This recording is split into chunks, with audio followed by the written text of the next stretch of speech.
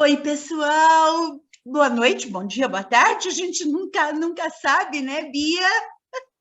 Oi, pessoal, tudo bem? Pessoal, olha, a gente gostaria de pedir desculpas.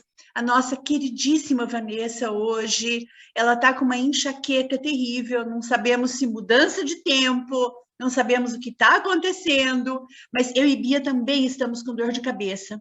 Então, muito provavelmente seja o clima, alguma coisa nesse sentido, né? E para a Van pegou pesado, né? Então, a gente vai, como a gente já combinou antes, né? Quando uma não pode, as outras assumem e vamos na frente, as abelhas.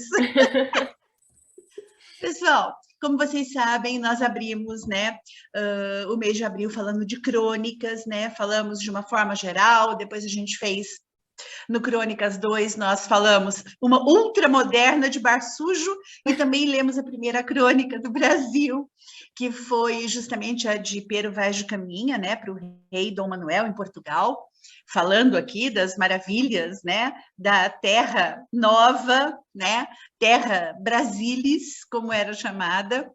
E hoje a gente vai encerrar com um presente para vocês. Nós faremos aqui a leitura cênica das nossas crônicas autorais. Então a gente não vai dizer quem escreveu o quê, mas é tudo junto, misturado, né? Tudo nossa. Então a gente se sente bastante à vontade, né, para poder fazer essa leitura. E a gente gostaria de lembrar vocês de que não se esqueçam, as crônicas são extremamente importantes para quem gosta de ler, para quem gostaria de ganhar o hábito da leitura, porque elas são fáceis, né? Elas passam rapidamente pelo crivo do nosso olhar, e elas também são importantes para as pessoas que querem, além de ganhar cultura e ganhar o hábito da leitura, começar a escrever. Né? Hoje a gente fala muito, eu gostaria de começar a escrever, eu não sei por onde. Comece lendo crônicas. Né? Crônicas e poesias, elas são mais democráticas, elas são mais simples, mais fáceis, né? O raciocínio, ele se torna mais, como é que eu diria, mais ágil, né? Diante das propostas de crônicas. Então, comecem pelas crônicas. Existem inúmeras crônicas espalhadas por aí, a gente pretende colaborar com você que queira ganhar o hábito da leitura e o hábito da escrita. Eu tô certa, Bia? Certíssima. Acho que é o método mais fácil de você conseguir pegar a escrita mesmo, que nem a Má falou. Poesia e crônica são algo que você escreve rápido, né? Algo ágil, algo curto. Então aí você vai aprendendo, pegando o hábito, e aí a partir daí só aumenta, né? Aí começa a escrever, não para mais. Exatamente isso mesmo. Bia, olha, nós temos algumas crônicas especiais hoje aqui, são da NET Tem. Cênicas. Temos crônicas especiais aqui, ó. Temos muitas. Legal, legal. Escuta, olha, eu acho assim interessante, né? Hoje, por exemplo, a gente tem uma dessas crônicas, ela se chama A Boneca de Lila. Né? É uma crônica muito bonita e eu acho que, né, aliás, preparem o lenço, né? Nós temos uma youtuber, ela trabalha com temas na área da política e da economia. Ela costuma dizer o seguinte: prepara a pipoca, fica confortável e bora lá. A gente vai dizer a mesma coisa, né? Prepara o lenço, pega uma aguinha com açúcar e bora lá.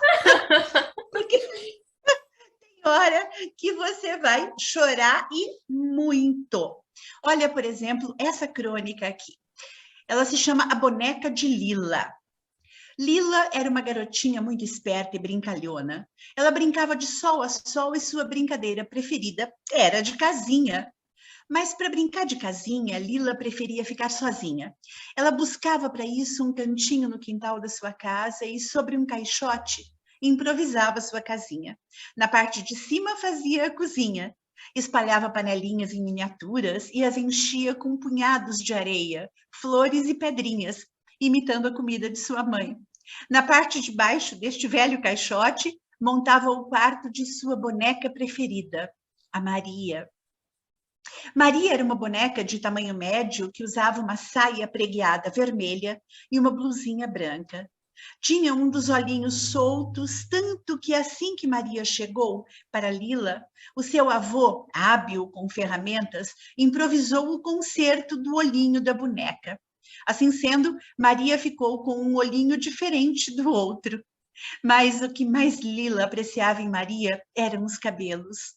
Maria tinha uma vasta cabeleira própria para ser penteada, e aquilo, claro, mexia com a imaginação de Lila. Um dia ela deixava a Maria de tranças, no outro montava-lhe um coque para festas. Fazia-lhe Maria Chiquinhas, enfim. O que Lila gostava realmente era de pentear Maria. Certa tarde, quando Lila brincava de casinha com Maria, nos fundos do quintal da sua casa, alguém bateu à porta. Ao abrirem a porta que, né, dava para a rua, Lila, que era muito curiosa, correu também para ver do que se tratava, e ao abrirem a porta, depararam-se com uma senhora bastante humilde e uma menina que regulava de idade com a Lila. Essa mulher, então, falou à mãe de Lila: Dona, nós somos muito pobres. Se a senhora puder ajudar dando algum alimento ou roupinhas para minha filha, ficaremos muito agradecidas. Lila, notando que a menina à sua frente tivesse os olhos opacos e o seu olhar não fizesse foco, perguntou o que ela tinha nos olhos. A mãe da menina respondeu então que ela era cega. Havia ficado daquele jeito por causa de uma doença adquirida quando ainda era um bebê. Assim sendo, enquanto a mãe de Lila juntava alguns alimentos e roupas usadas para ofertar àquela pobre mulher, Lila correu até o seu caixote e pegou Maria. Soltou-lhe as tranças que havia feito em seu cabelo naquela manhã, retirou o olhinho quebrado que seu avô havia consertado, abraçou-a fortemente e levou-a para a garota, dizendo: Toma aqui, é a Maria, ela será sua amiga. Ela é como você, ela também não tem um dos olhinhos, mas ela tem um cabelo bem comprido para você poder brincar. A menina foi tomada de grande felicidade e Lila também. Mais tarde, naquele mesmo dia, a mãe de Lila perguntou a ela o motivo de ela ter dado Maria a boneca que ela mais gostava. E foi então que Lila respondeu: Mamãe, o vovô consertou o olhinho da Maria para mim, porque eu enxergo. Aquela menina não enxergava. Aí eu quebrei o olhinho da Maria para ela não se sentir humilhada. Além disso, a Maria tinha um cabelão e ela poderia brincar de pentear e sentir a brincadeira sem precisar olhar. Sabe, mãe, eu acho que a Maria vai gostar mais de ser daquela menina do que minha. Sua mãe encheu os olhos de lágrimas. Percebeu que Lila era mais do que sua filha. Era uma criança anjo neste mundo de Deus.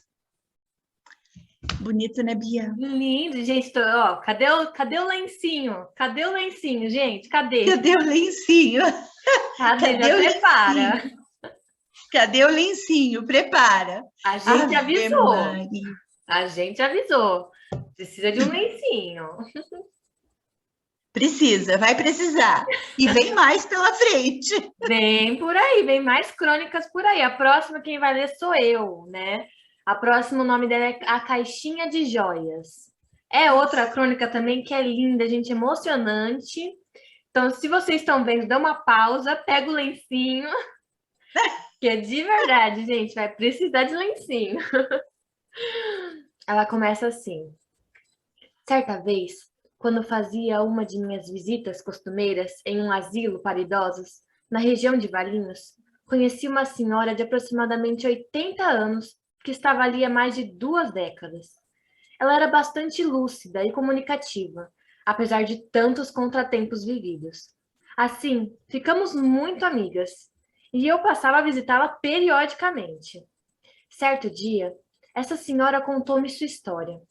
Quando seu marido faleceu, seu único filho, logo depois se casou.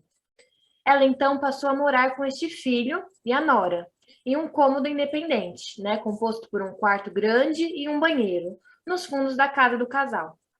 Seu relacionamento com a Nora era bom, entretanto, sempre houve certa cobrança dela, pelo fato de que essa parte da casa estivesse sendo ocupada por alguém que sequer uma aposentadoria possuía, para ajudar nas despesas básicas.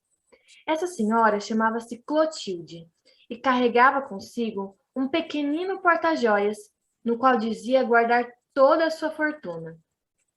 Continuando a história de Dona Clotilde, ela me contou que quando a mãe de sua nora ficou viúva e não tinha com quem morar, e necessitando de cuidados mais apropriados pelo fato dela possuir uma doença crônica, o filho e a nora propuseram a ela, Dona Clotilde, morar em um asilo, deixando a vaga a casinha dos fundos para quem mais necessitasse. E assim foi. Seu filho, no início, procurava visitá-la todas as semanas, levando-lhe sempre de presente algumas frutas e doces. Depois, com o passar do tempo, as visitas raramente. E ela só reencontrava o filho em datas especiais. Um tempo depois, certo dia, como me contou a própria Clotilde, seu filho apareceu e lhe disse que todos estavam se mudando de cidade e que ficaria difícil visitá-la com frequência. Porém, deixou um telefone para caso de emergência e combinaram de que ele, seu filho, seu único filho, a buscaria para passarem juntos as festas de final de ano. Uma vez, Dona Clotilde tentou ligar para aquele número que ele tinha deixado, mas a resposta de quem atendeu do outro lado da linha foi que nunca tinha ouvido falar no nome do seu filho ou de sua nora. Dona Clotilde, a partir daquele dia, era mais um dos tantos idosos existentes nesse mundo totalmente abandonado pelos seus familiares. Dona Clotilde passou então a viver naquele asilo e a considerar todos os moradores de lá como membros legítimos de sua família. Afinal de contas, ela não tinha mais ninguém nesse mundo gigantesco, estranho e desconhecido.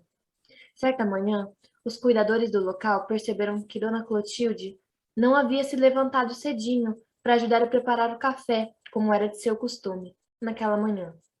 Dona Clotilde já não estava mais por lá. Tinha ido, amparada por uma legião de anjos, ao encontro do nosso Criador. Assim, a caixinha de joias, que ela levava sempre consigo, foi aberta naquele dia em que ela morreu. Como eu estive presente na ocasião, a administradora do estabelecimento deu-me a caixinha para que eu cuidasse dela e de seus pertences. Questionei a administradora em questão sobre o fato de ela ter verificado o conteúdo daquela caixinha, mas ela negou e disse que estava delegando a mim aquela tarefa. Armei-me de coragem, afinal de contas, dependendo do valor das joias, poderíamos fazer uma doação substancial aos idosos, né? Porém, o teor da doação seria muito maior do que o esperado. Ao abrir essa caixa de joias, deparei-me com uma foto pequena e muito antiga de um garoto de aproximadamente 3 anos, provavelmente seu filho.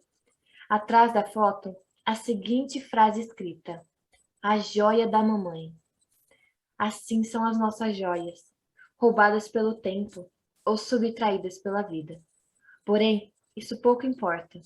O que vale é que possamos manter nosso porta-joias sempre repleto das mais preciosas fortunas. E por certo, você já descobriu que esse porta-joias é simplesmente o nosso coração. Bia do céu! Lencinho, gente, lencinho. Bia do céu! Que coisa mais... Ela é bonita e triste, né? Mas, ao mesmo tempo, ela dá uma lição, né? Gigantesca sobre abandono, né? E isso é real, sobre abandono e também sobre o fato de que realmente, né, o que mais importa está no nosso coração e não na nossa carteira. Exatamente. Né? Isso é fundamental. Mas olha só, meninas, eu vou mudar um pouquinho né, o Vale de Lágrimas. Eu trouxe aqui para nós uma leitura de uma crônica jornalística. Né? Olha como muda, deem uma olhadinha como muda. Olha só. Mas vamos tentar aqui. Olha, é assim que começa. Somos uma sociedade que lê pouco e, por incrível que pareça, muitas vezes nos locupletamos para tal feito. É bem verdade que livros são artigos nem sempre acessíveis a todos. Entretanto, existem maneiras paliativas de estarmos mais próximos deles, como, por exemplo, bibliotecas, onde, através de um cartão de identificação próprio, podemos retirar a maior parte do acervo bibliográfico, com exceção, obviamente, dos exemplares destinados apenas à consulta, volumes únicos, alfarrábios, ou seja, livros raros. Além disso, há ainda, especialmente em cidades maiores, como é o caso daqui de onde moramos, Campinas e região, uma multiplicidade enorme dos chamados sebos, que são lojas especializadas na compra, venda e troca de CDs, discos de vinil, pôsteres e também livros, né? Muitas vezes é possível encontrar exemplares raríssimos nestes sebos, por um valor simbólico. Mas quando falamos de leitura, a gente não está falando de baixar um PDF qualquer. Não, não, vai muito mais do que isso, né? A gente não deve apenas se referenciar em livros, não. Aliás, desde que o homem atestou a sua passagem para a história através da escrita, mais precisamente a pictografia, né, que eram formas rudimentares do homem desenhar, né, nas paredes das cavernas, e que depois, aos poucos, foi evoluindo até a chegada da possível letra, né, aí passando por toda a fase, né, desse processo todo que não cabe aqui, mas é crescente o número de maneiras pelas quais a gente possa repassar uma mensagem, seja ela qual for. Assim sendo, trataremos dos períodos pré-medievais, né? Os cancioneiros, trovadores, os contistas, os poetas. Ah, os poetas. Há um mês comemoramos o Dia Internacional da Poesia, por incrível que pareça, com muito pouco lirismo. A poesia tem em nossa sociedade um papel fundamental. Resgatar o gosto e o desejo pelo belo grafado em suaves representações fonéticas. Isto é poetizar. É conseguir arrancar suspiros com uma rima e improvisar. Enfim, poetizar é revitalizar a alma pelo belo. E a nossa poesia anda tão esquecida, assim como os livros, não é? Então, procure se lembrar das casas mais antigas. Todas elas tinham obrigatoriamente uma cristaleira, uma cadeira de balanço e uma estante com muitos livros. Ainda que não fossem lidos por nós, convivíamos de perto com a presença física desses mensageiros silenciosos, que, guardando os seus segredos, suspenses, risos, lágrimas e desafios em suas páginas, tantas vezes amareladas pelos anos, nos encantava só pela sua simples presença, enfileirada nas trincheiras do conhecimento. Ah, meu Deus, voltando aos tempos atuais, onde estão os nossos livros? Onde está o nosso gosto pela leitura? Falamos de cultura geral, conhecimento diversificado, desenvolvimento sustentável, empreendedorismo, tecnologias. A sociedade se preocupa cada vez mais com a condição literária de seus componentes. Entretanto, cada vez menos se lê. É até, como poderíamos dizer, uma questão de hábito. Quem lê mais passa a desenvolver um nível maior de compreensão e criatividade, consegue sustentar ideias, propor debates. A leitura é a grande responsável por uma infinidade de coisas que você só descobrirá de uma maneira: lendo.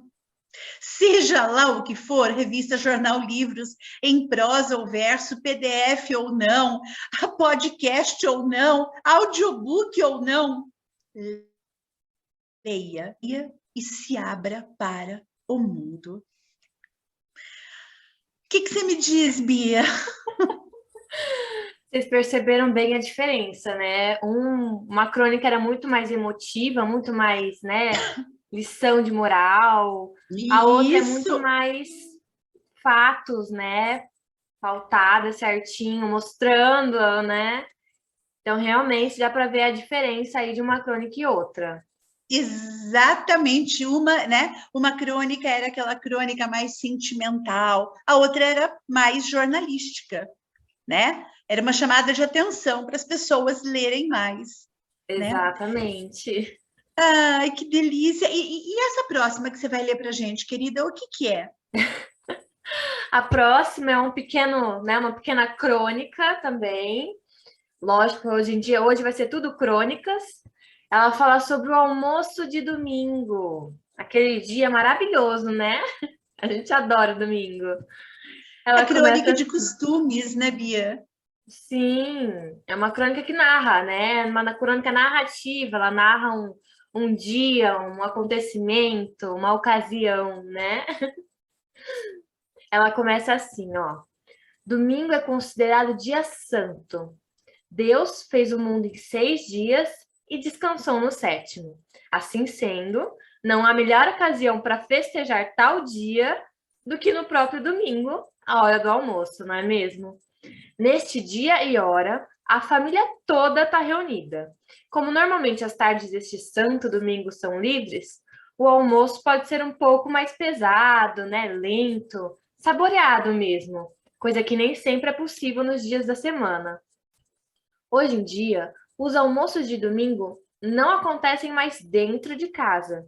Parece que as pessoas aprenderam a comer fora e por isso mesmo não ficam mais debruçadas em pias e fogões, né, cozinhando para familiares e amigos. Não existe mais a casa da mama, em que toda a grande família se reunia ao redor da matriarca da família e esta cozinhava com alegria a comida típica de domingo, né, para os filhos e netos.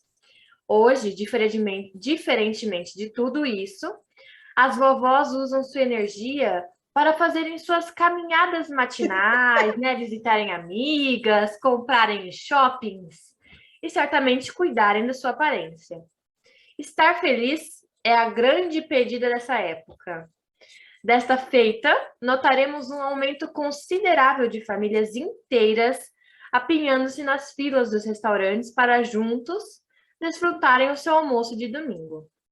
Sem louças para serem lavadas, sem discussões por conta do cardápio, né? E sem desarrumação das casas dos envolvidos, né? Nessa gostosa tarefa de recuperar o convívio familiar. Certo domingo, estava eu e uma amiga em um restaurante local. Começamos a fazer uma varredura na tentativa de identificarmos as pessoas ali, presentes, e para nossa surpresa, não vimos quase casais ou grupo de amigos. Éramos como alienígenas em meio às pessoas normais, que estavam mergulhadas no seio de suas famílias. Avós, pais, sobrinhos e netos, todos unidos pelo indissolúvel laço nuclear sanguíneo.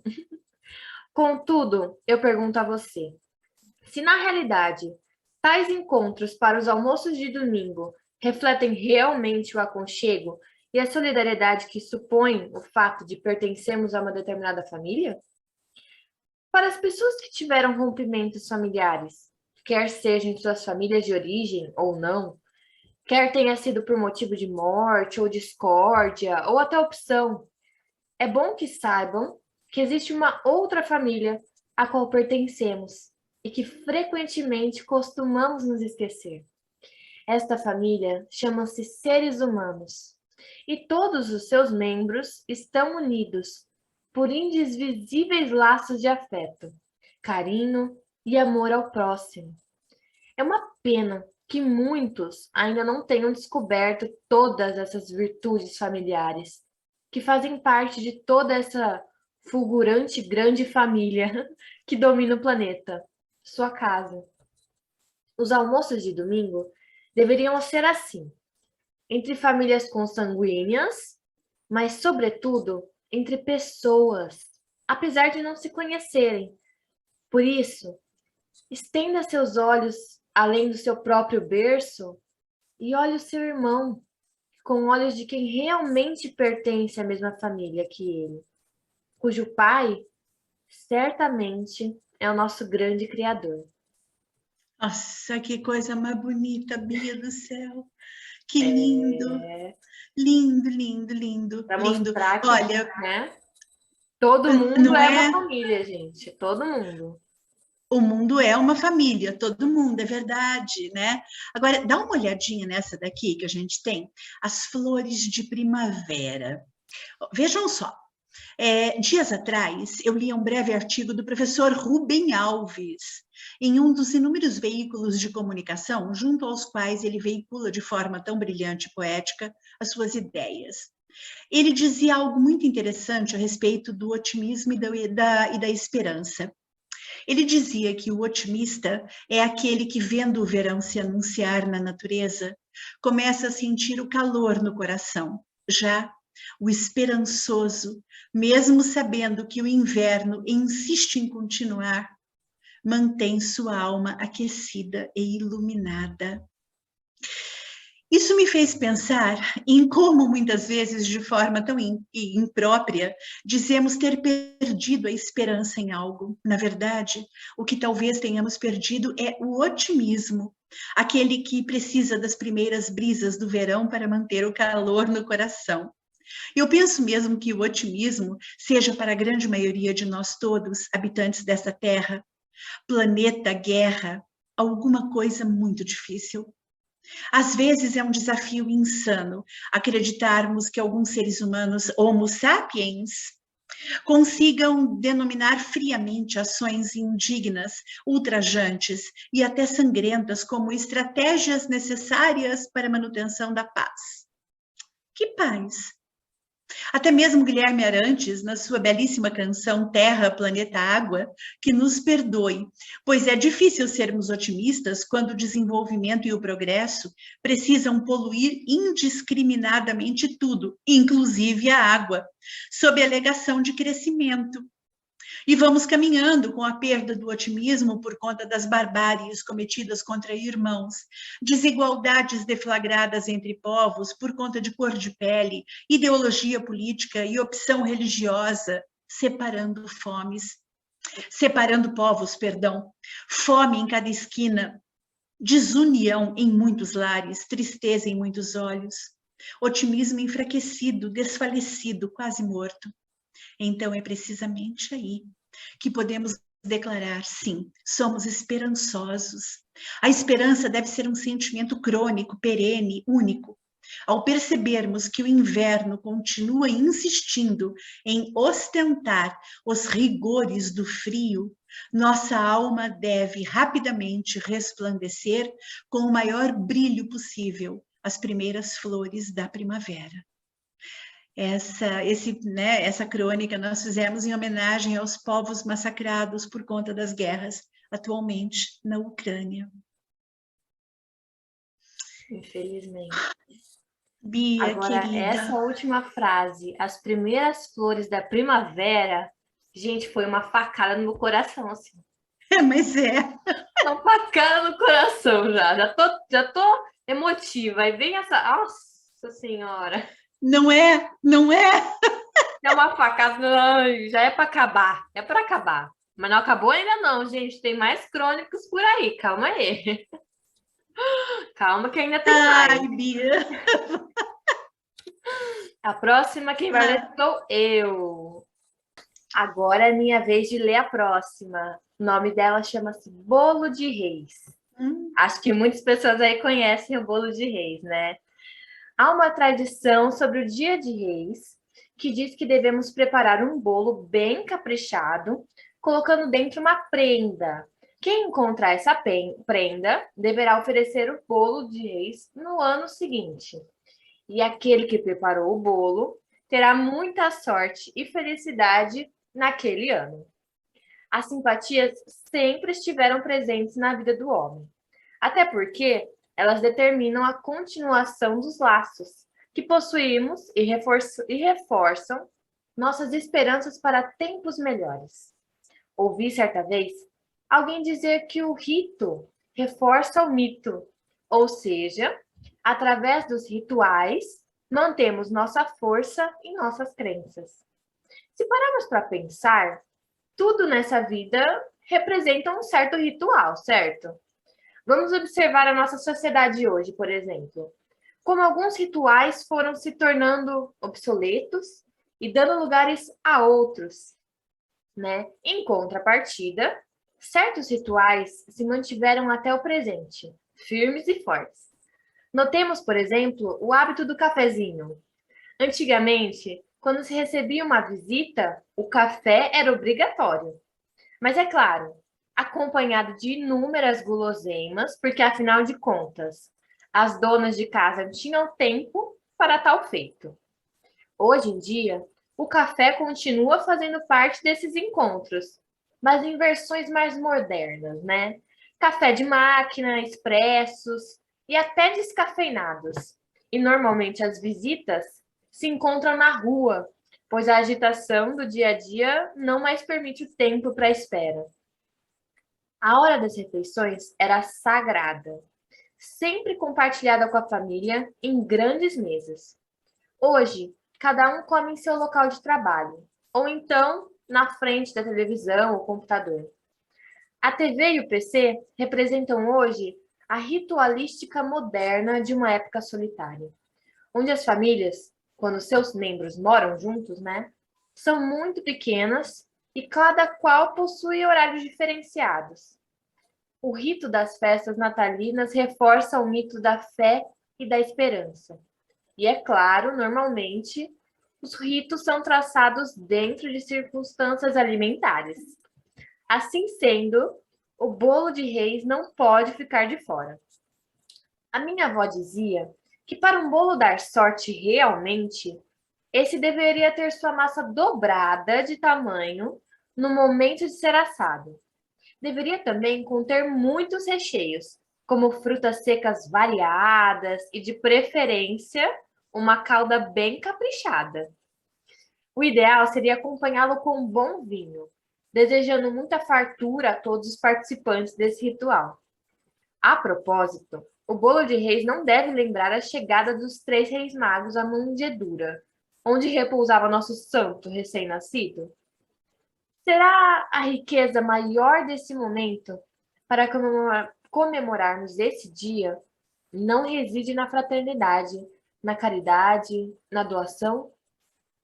Será que os presentes ofertados pelos 3 reis magos ao menino Jesus não poderiam ser simbolizados por alimentos não perecíveis a famílias carentes? Será que certos rituais não poderiam contemplar a universalidade de certos sentimentos, como o amor? No Dia de Reis, eu espero que você tenha se lembrado de que a vida, ela tem um ritual magnífico, do qual nem sempre nos apercebemos, né? E por isso não comemoramos. Se você se aproximar de um irmão, notará que ambos, você e ele, estão vivos. Então, comemore essa aventura com a ritualística da fraternidade, né? Contestante, plena e absoluta. Perfeito, Bia. Ritualística da fraternidade constante, plena e absoluta. Perfeito, meu bem, perfeito. Preparem as lágrimas novamente. Colocar um aviso aqui, ó. Alerta lágrimas. Alerta. Colocar um aviso, alerta lágrimas. Alerta lágrimas, adorei. É isso mesmo, alerta lágrimas. Olha só, conserta-se panelas. Dia desses, estava em meu quarto de estudos quando ouvi num alto-falante itinerante alguém dizendo assim: alô, alô, dona de casa, traga sua panela velha e deixe-a novinha. Consertamos qualquer panela. De pressão frigideira, recuperamos o cabo, a tampa e o fundo. Não jogue suas panelas velhas no lixo. Conserte suas panelas na perua do Zezinho. Olhei pela janela e vi o carro do Zezinho. Era bastante gasto e adaptado, com uma carroceria coberta. Em cima da caçamba, os 2 alto-falantes que chamaram a minha atenção. E em volta da perua, acotovelavam-se senhoras das ruas próximas, todas com as suas panelas gastas. Olhei tudo aquilo e pensei com os meus botões em cada detalhe daquela cena. Saboreei pela imaginação as iguarias preparadas naquelas panelas tão gastas, mas tão cheias de histórias. Formas de bolo tão práticas que já fizeram a sua parte em tantos aniversários, tantas comemorações. Bules de café com bicos quebrados e outros já sem bico, que na labuta do dia a dia acordavam cedo, ainda de madrugada, para receber o cafezinho matinal que manteria algum trabalhador acordado para o seu ofício. Ah, tantas histórias! Pensei também naquele homem, o consertador de panelas. O que o fez escolher esse ofício? O que o fez estar ali, ainda tão jovem, atendendo senhoras que poderiam ser suas avós? Não me contive. Vasculhei meus armários e encontrei uma forma de pudim ligeiramente amassada. Tomei-a nas mãos. Lembrei-me que ela havia pertencido à minha falecida avó. Pensei há quanto tempo não como um saboroso pudim de leite. Ah, quanto tempo! Mas, enfim, peguei a forma e dirigi-me até a perua do Zezinho. Ao chegar, notei que o rapaz em questão não tinha as duas pernas e dependia, portanto, de alguém que dirigisse para ele, que no caso era sua jovem esposa. Marido e mulher juntos na labuta do dia a dia.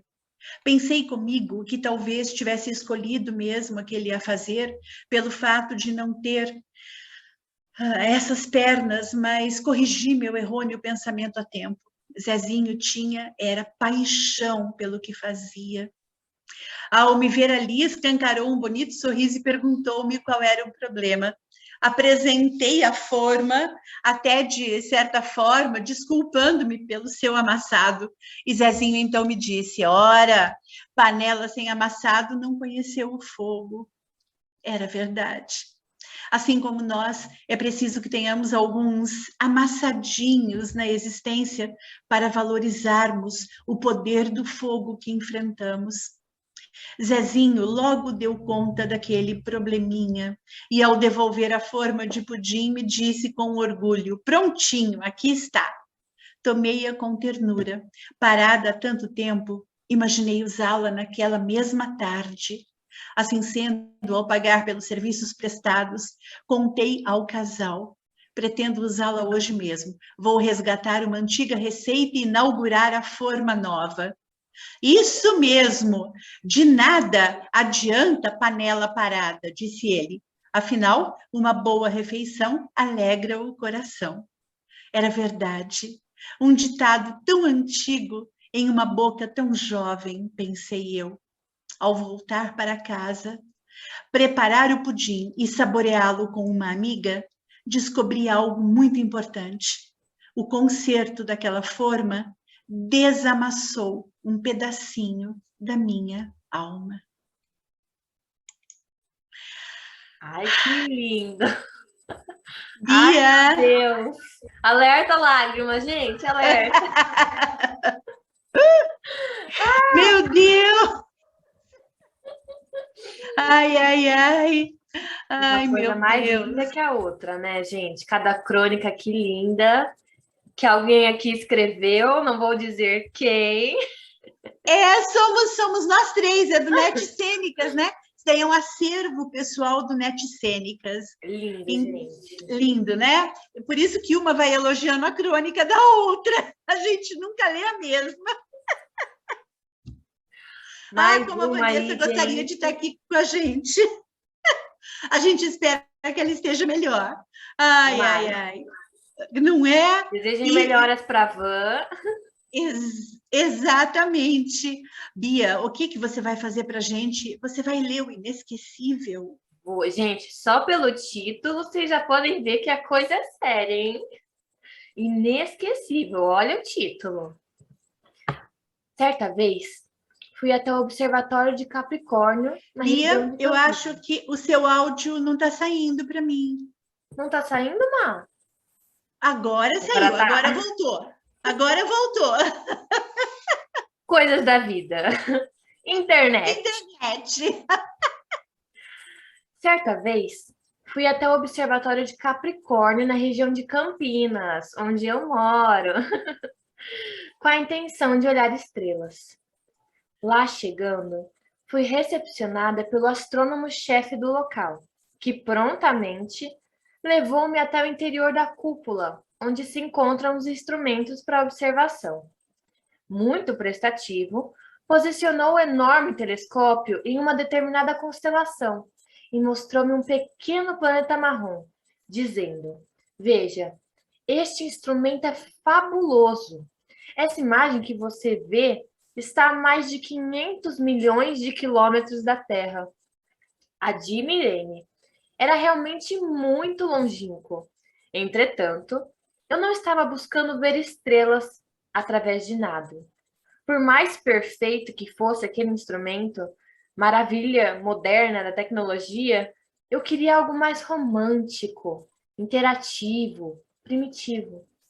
Queria olhar estrelas a olho nu. Bem, para um habitante típico de um grande centro urbano, a experiência de olhar estrelas a olho nu deveria ser sensacional. Recordo-me de que, em minha infância, gostava de olhar o céu. Lembro-me de minha mãe, ao meu lado, mostrando-me as estrelas e dizendo: às vezes, quando vemos a luz de uma estrela hoje, ela já não existe mais. Ela própria pode já ter morrido, mas seu brilho, sua luz, continua viajando pelo espaço. E naquela ocasião, ali no observatório, tive uma oportunidade maravilhosa. O astrônomo, muito sensível e percebendo que eu ansiava por ver estrelas, levou-me para fora da cúpula.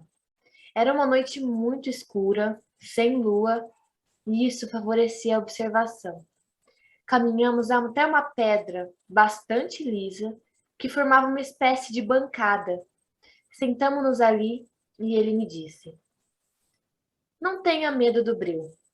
O escuro nada mais é do que a ausência de luz. Você está segura. Assim sendo, quero que você se deite de costas e não abra os olhos para nada. Fique assim por algum tempo, até que sua vista se acostume ao escuro. Depois, lentamente, abra os olhos e olhe para o céu. Assim eu fiz. E quando abri os olhos, descortinei algo maravilhoso. Não mais enxerguei o céu, com algumas pouquíssimas estrelas fazendo-lhe festa. O que vi foi um aglomerado indizível, um outro plano, na visão esplêndida de tantos mundos.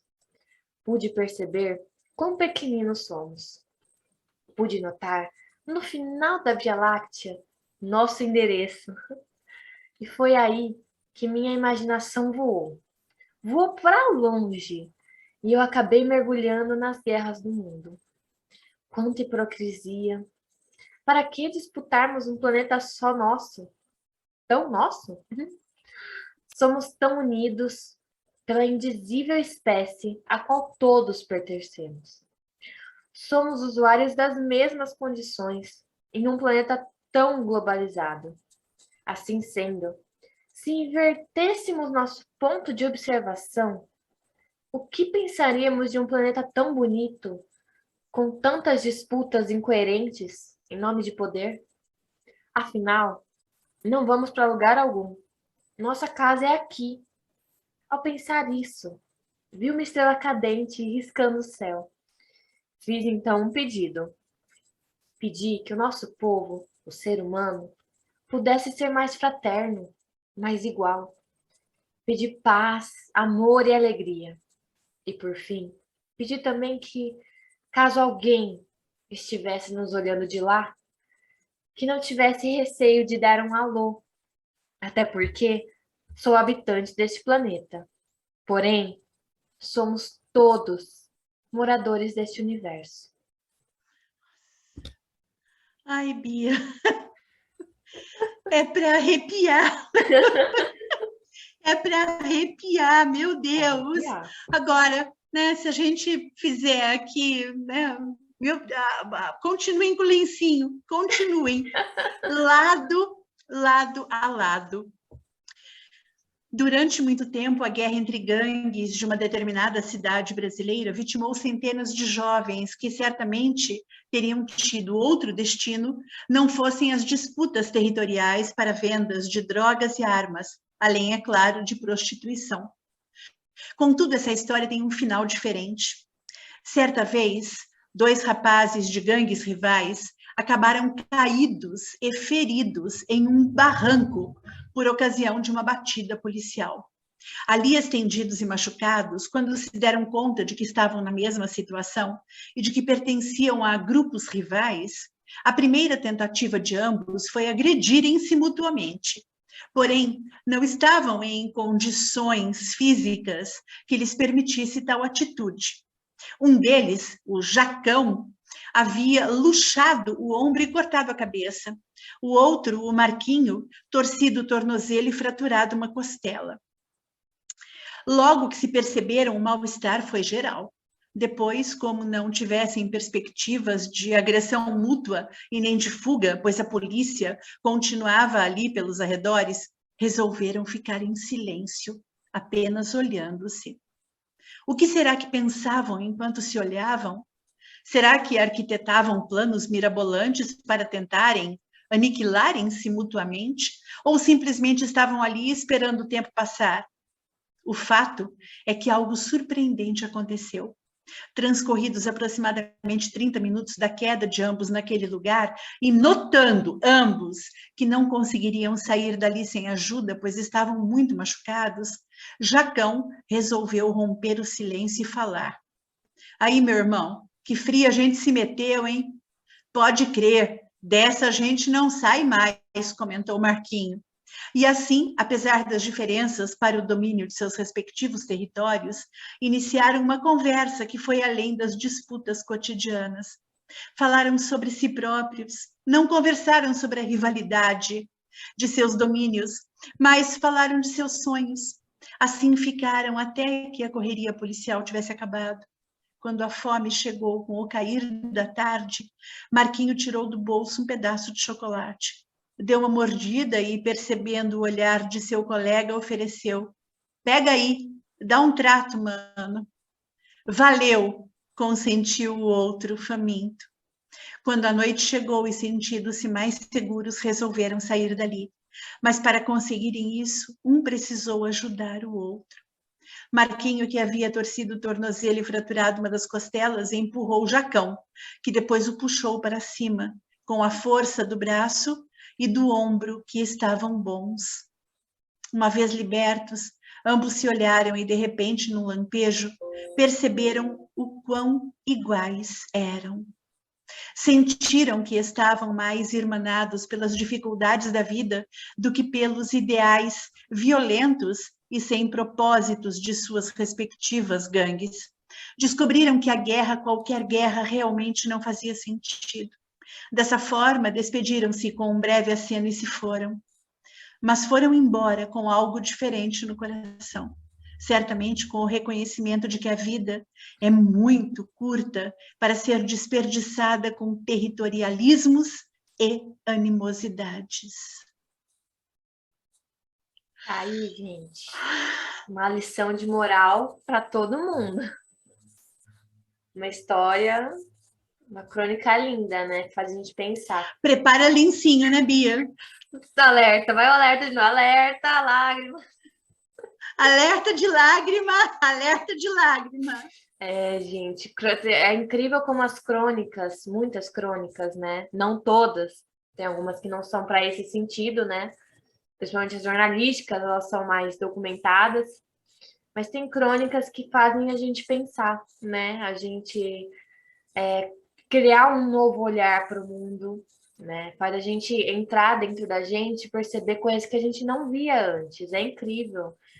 Eu acho que não só crônicas, né? Como tudo, na parte de artes, tanto livros quanto crônicas, poesias, músicas, muitas delas fazem a gente olhar para dentro de nós mesmos e olhar para o mundo exterior de uma forma diferente. a gente começa a pensar de formas diferentes. É uma coisa linda, linda, linda. Eu sou apaixonada, sou cúmplice, né? Não posso nem dizer que eu já sou aqui da área da artes mesmo, sou apaixonada por essa área, então. Mas, gente, é incrível. É incrível, incrível. Você precisa parar para pensar, até de 5 minutos para poder, né? Ver se que a gente fica perdido no pensamento. As lágrimas afloram naturalmente, né? Até de dos minutinhos para Precisa voltar. mesmo. Bia, o que você vai ler pra gente? Agora, eu vou ler mais uma crônica chamada No Carrinho de um Supermercado. Ah, eu sei quem fez. Numa certa noite, pouco antes do encerramento das atividades de um grande supermercado aqui da cidade, eu pude ter uma experiência inusitada e também bastante feliz. Já se passava das 23 horas quando eu entrei nesse supermercado para comprar algumas poucas coisas, né, que fazem, digamos assim, a alegria e o conforto de quem, como eu, todos os dias corre contra o relógio.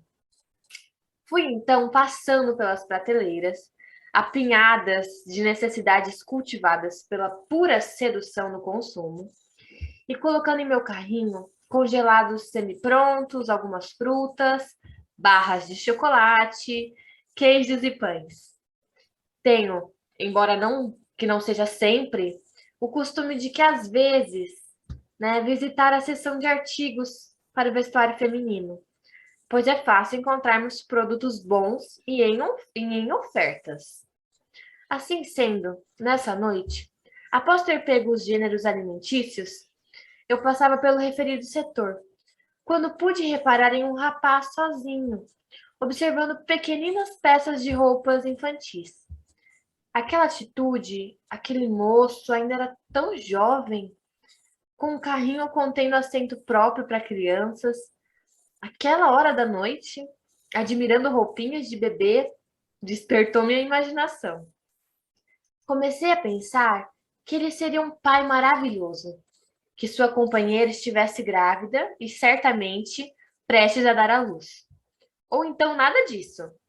Eu estava sendo excessivamente criativa, onde não devia, né? Ele certamente não passava de um comprador qualquer, quem sabe solteiro, a cata de um presente para um sobrinho, afilhado, enfim. Qualquer pequenino ganhador, né? Que seria agraciado com aquele mimo. Assim pensando, aproximei-me um pouco mais e pude notar que o carrinho tinha um brinquedo e nada mais. Era um ursinho de pelúcia amarelo, com um lindo laço de fita vermelha ao redor do pescoço. Fitei melhor aquele rapaz. Sua expressão estava entre saudoso e angustiado. Não me contive e puxei conversa. Pois é, a gente só tem tempo mesmo para as compras nesse horário, né? De cabeça baixa e sem dizer uma palavra, ele concordou. Senti, não sei por quê, que eu deveria avançar aquele sinal, caminhar minha milha pessoal. E compreensivamente perguntei: Esse ursinho é para seu filho? E ele, com os olhos marejados, respondeu: Mais ou menos.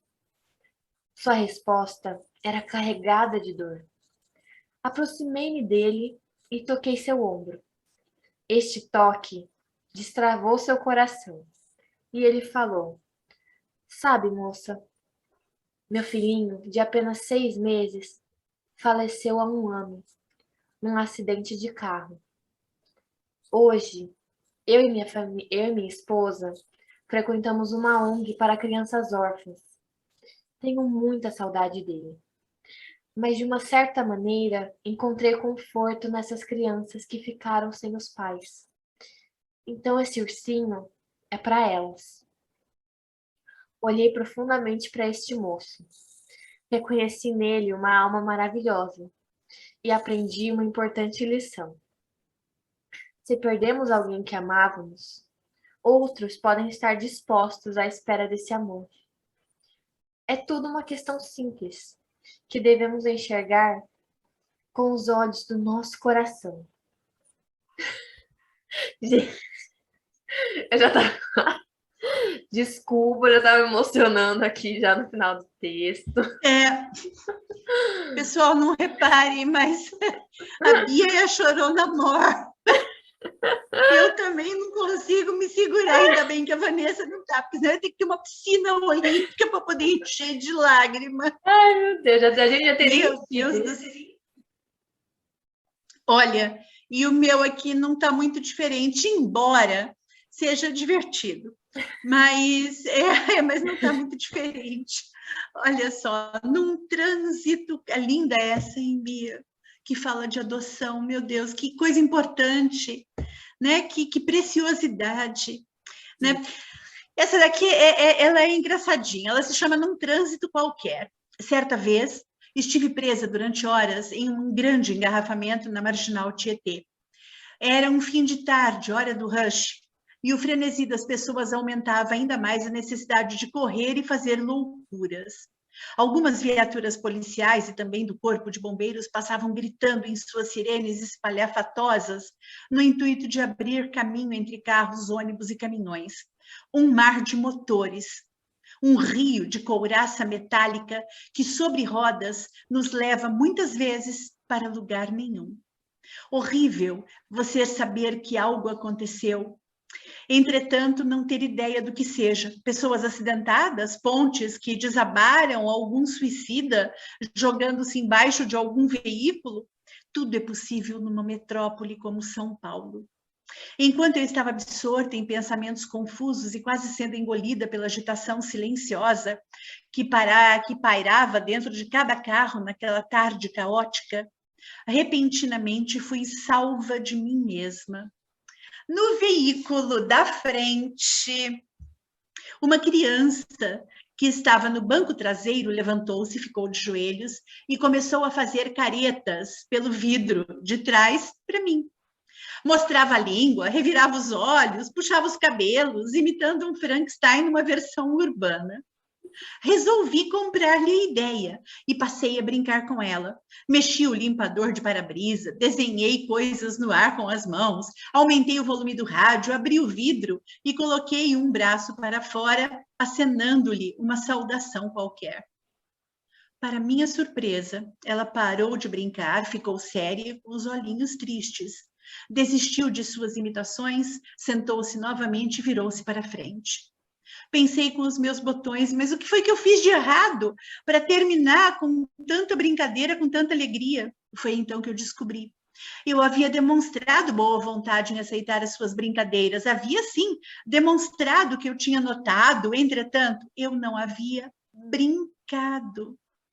Não havia compartilhado de seu mundo real de faz de conta, mas a redenção veio a galope, literalmente. Passando por mim, ligeiro em seu imponente cavalo, um soldado da polícia montada também chamou a atenção da menininha do carro da frente. Então, em um lampejo, ela olhou para mim e eu certamente não perdi a oportunidade. Procurei fazer uma cara de cavalo, mostrando os dentes e relinchando. Fiz de conta que estava galopando. Puxei os meus próprios arreios da tristeza e aumentei o trote da esperança. Resultado, eu e ela rimos a valer. Às vezes, é justamente em momentos onde nada de bom parece acontecer que as grandes lições da vida se processam. A criança encontrou uma bobalhona que topou suas brincadeiras e eu pude aprender com ela que quando brincamos, exorcizamos nossos demônios do dia a dia.